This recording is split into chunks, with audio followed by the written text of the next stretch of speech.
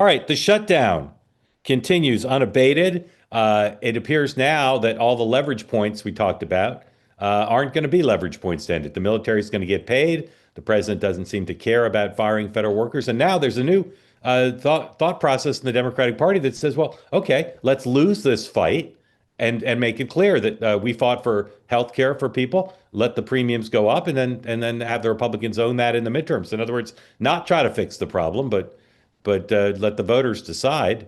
Dan, where are you today on the most likely place and time and manner in which this ends? I think it's the end of this month still. And I think what's so remarkable is like in past shutdowns, the party shutting it down was never going to get what they wanted. Like Obama was never going to agree to Ted Cruz's demand to undo the ACA. What's so kind of comical about this is everybody, I think, knows what's going to happen, which is you're going to reopen the government and you're going to do an ACA deal.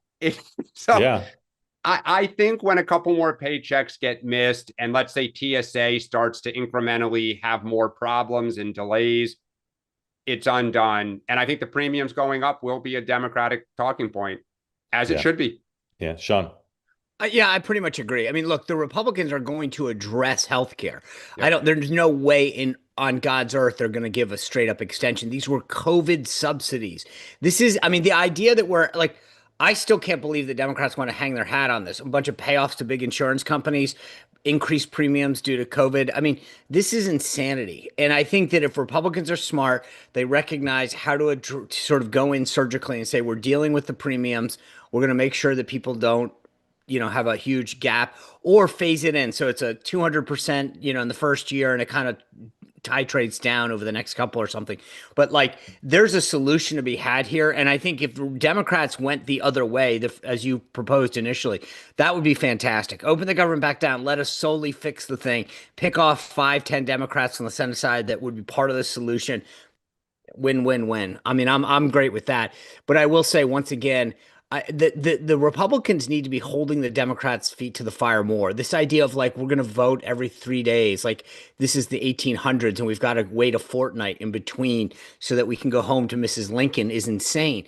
Thune should be holding a vote every single hour, right, and making this painful for them instead of being like, if you'd like to go home for the weekend to go to a fundraiser, we'll see you back here Tuesday afternoon. This is I find it ridiculous that Republicans are not putting more pressure on them.